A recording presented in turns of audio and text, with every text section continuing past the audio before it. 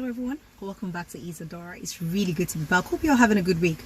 Okay, so today I'm going to make this very quickly and I'm going to say stop worshipping idols. I know what you're thinking. You're thinking me? Why, I would never do such a thing. I go to my place of worship religiously, I pray religiously, I meditate religiously, I speak to the universe. Whatever you do you understand? I know you do it religiously, but I'm sure you've heard of this saying that you can't serve God and mammon, right? You can't have two masters. You would either be loyal to one and not the other, or you would love one genuinely and not necessarily the other, right? Okay, so let's look at mammon for a second. Normally when they say mammon, a lot of people think that it means money, but mammon is a Greek word for earthly goods. So it could be money, it could be fashion, it could be whatever it is, as long as it's earthly goods. You understand? That stands for mammon. So I did say earlier, stop worshipping idols, right? Okay, so let's look at what an idol is. An idol would be like an image or a representation of a god, small g-o-d, right? Basically like an object of worship, right? So this would be anything that controls and influences you, right? Thing you have like an obsessive and unhealthy attachment to. It's like a slave master kind of relationship. Do you understand? So yeah, so basically that's what an idol is. Something you serve, like a slave master kind of relationship. You know what's funny, right? The devil is slick. Seriously, that dude's slick. I'm not kidding. He has people thinking they're still worshiping God when really you've actually created an idol for yourself that you worship. And like he says, you can't have two gods, you can't have two masters. You will either be loyal to one and not the other. Do you understand? So let's identify idols. How do you identify an idol, or how do you know if something has become an idol? So basically it's anything that affects life, either positively or negatively. So it could be your life, it could be the lives of the people around you, either positively or negatively. Now if you worship the Most High God, that should affect you positively, right? If you have an idol, that would affect you negatively. Let's break it down. What can represent idols in your life? Number one, money. Okay, so not because I said mammon, but money is actually one of those biggest things that can represent an idol in your life. Now how does this work, right? So if you would do anything and everything for money, it has become your idol, literally. If you would see, these days you open like social media or the news or whatever, and you see parents killing children, children killing parents, husband killing wives, blah blah blah, or do you understand, friends poisoning each other or something. As long as you're doing it for money, if you would do any and everything, you throw all caution to the wind. Like these days you see ritual killings or whatever it is, you see women sleeping with animals, do you understand, and all sorts of things for money. You can't possibly do those things and then go back and say you worship, do you understand, the Most High God. It does not work like that. Do you understand? That money that is so important to you, that will make you throw all caution to the wind, has now become an idol in your life. That is what controls you, do you understand, and influences you. That is what you have an obsessive and unhealthy attachment to. That is what you serve. Do you understand? Quick example, right? A friend of mine was saying something to me. It was at church. So she had gone to church on Sunday, right? And she ran into another lady. They're not very close, but so as she ran into the lady looked a bit depressed and everything. So they got talking. Sorry, I'm trying to rush through this. Maybe I shouldn't talk too fast. So they got talking, right? And the lady said something about she had not paid her rent and everything. So she was a bit worried. So anyway, they talked about that, and she said, she had spoken to a few of the church pastors or whatever. They had prayed with her, and but she was a bit depressed, obviously worried. Anyway, so this was on a Sunday. So during the week, like maybe a Tuesday or Wednesday, my friend had gone to there's this like a really really big hotel. It's a major hotel. She has like a younger family member that works there, and he has like a managerial or a supervisor position or something. So she had gone to see her cousin or something, I don't know.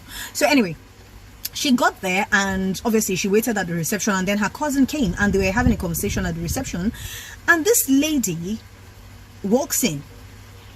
with security details. Like obviously it was like an important person, maybe like a politician or something. So but the person had a meeting in the conference room, so the person wasn't there with her, but she was with the person's like security details and everything, and they booked a room and they gave her the room key and she went into the room.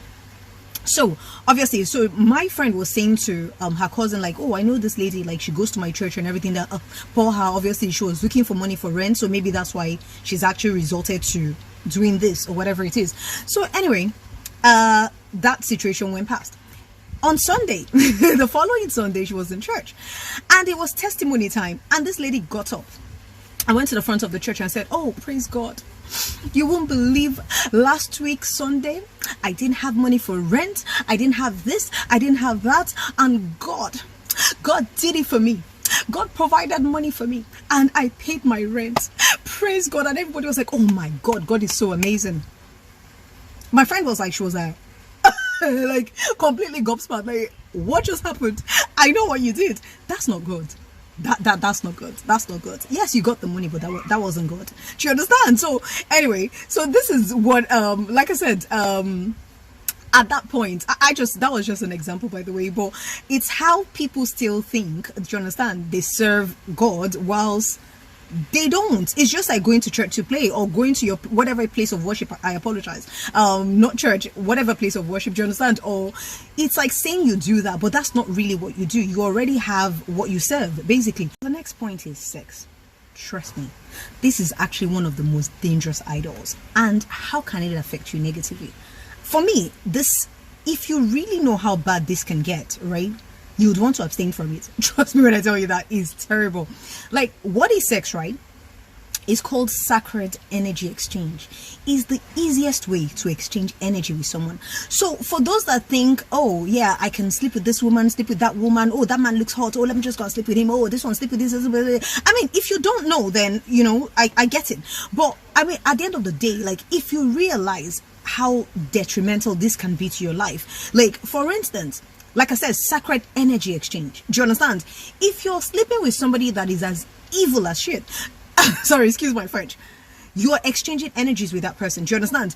If you're sleeping with somebody that's maybe like a serial killer, or do you understand, or serial killer, or someone that has like the mental issues, you're exchanging energies with them. Do you understand? Now, if all you get from sex is, do you understand, is just like an STD or STI, it's curable, right? So that's still better. Now, what about the STD, the sexually transmitted demons? Let me explain this to you. It's called lack, setback, failure, hatred. You can exchange and bring those things into your life. Haven't you seen somebody that like you'd sleep with and things just start to go bad in your life? Do you understand? It's sacred energy exchange. You've slept with somebody, they've exchanged. You can exchange your good fortune with somebody. So give them your good fortune and take an STD. Not STD curable, STD sexually transmitted demon. Do you understand? Lack, setback, poverty, even death. Do you understand? You can exchange that with somebody. So until you realize that every time you sleep with somebody, you're exchanging energies with them. So the question is, who are you sleeping with? Do you understand? Now, if you've made sex your, like, some parts of the world where I reside in, do you understand? Sex has become a handshake. I mean, it's no big deal. When you're telling somebody that I don't have sex, they're looking at you like, are you high? Do you live under a rock? I mean, that's just, do you understand? Anyway, I don't want it to be too long. Next point is your job. Now, trust me when I tell you, I'm one of those people that believe work hard, focus on your job, be the best you can be there, but do not let it start to control your life. Do you understand? Once it starts to control your life, you've lost the plot. And trust me, this is actually me. This was me once. I used to be, I'm not kidding, at a certain job, right, I would sleep in my car. Literally. My house was like a warehouse. I never went home. I was that staff that was available around the clock. You could call me at 3 a.m. I'm rolling out. Do you understand? You could call me at 2 a.m. I'm rolling out. I didn't have time for friends. Like, if I have a date, if you can't bring the date to my work, I'm sorry, you're not serious. If you want to come and hang out with me, you literally have to come to my workplace. Do you understand? It was crazy. Do you get? So once it starts to control your life, the job was controlling me. I wasn't the one controlling the job anymore. Do you understand? And look, okay, for instance, like, okay, I was even single then. I didn't have a family. What about the people that have families, like spouses and children and whatnot and whatnot? If you don't care for them and, oh, I'm running to work, I'm building an empire, I'm doing this, you don't have time, you leave the house, your children are still asleep. By the time you get, they haven't woken up. By the time you get back, they've gone back to bed. Do you understand? If you don't take time to take care of those children, do you understand? That empire you're building, those children will sell off the empire, basically. My next point is people. You can make people your idol. Like, okay, I talk a lot about narcissism, right? And I'm rushing through this now because my time is really gone. So I talk a lot about narcissism, right? Or narcissists. So what narcissists want to do, and the reason why they remove people from your life, right, is so that they can become your God. They don't have a problem with you going to your place of worship, as long as it doesn't have any influence on you. They want to be the one that controls you, that has influence on you. They want to be your God. So they want to become your idol.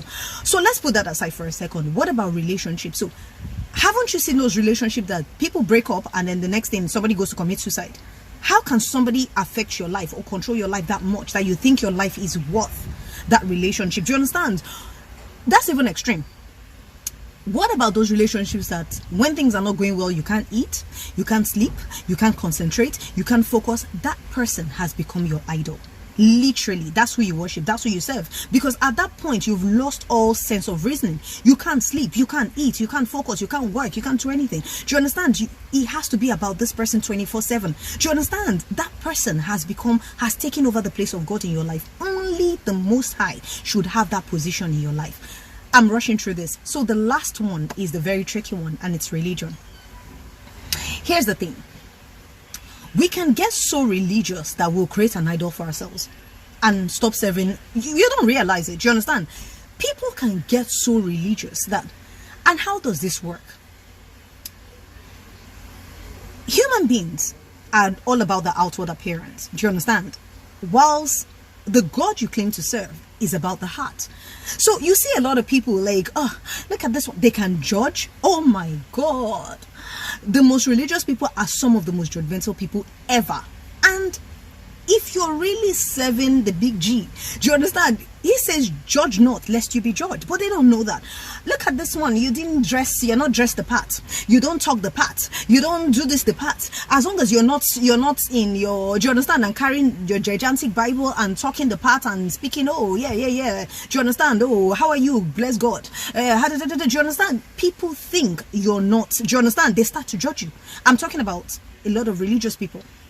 I'm sorry, it seems like I'm focusing on a particular religion, but I'm not. I resonate with the Christian religion, right? So if I pull from Christian religion, it's just because that's what I resonate with. So apply to your life as it fits, right? Do you understand? So they can be the most judgmental people. Do you understand? When the big G, really and truly, what the commandment is that you love.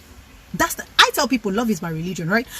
But I practice it through the Christian faith. So the commandment is to love.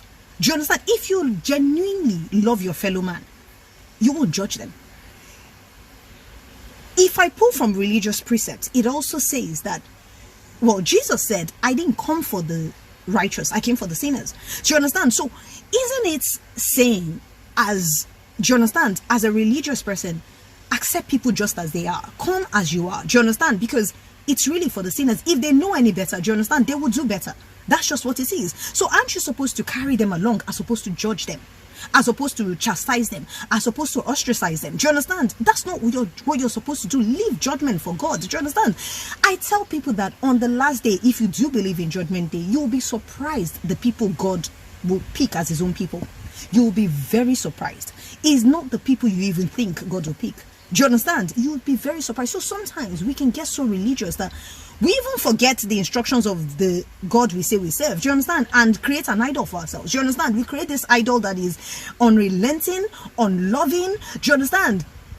Bitter, judgmental. That's not God.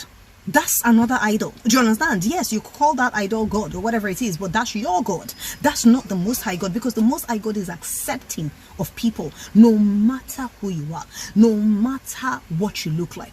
Come as you are. Do you understand? Your job is to love them unconditionally. Either way, you can love them from afar. It doesn't mean that you have to bring them into your home. Or what I'm saying is identify what can represent an idol in your life. Do you understand? And make amends. Sometimes you still think that, or we still think we're serving God, whilst we've created an idol, something we have an obsessive attachment to, something that controls and influences us. That's not the Most High. Do you understand? We've created an idol without even realizing it. Have a good, beautiful week. Stay blessed. Namaste. Love you all. Bye.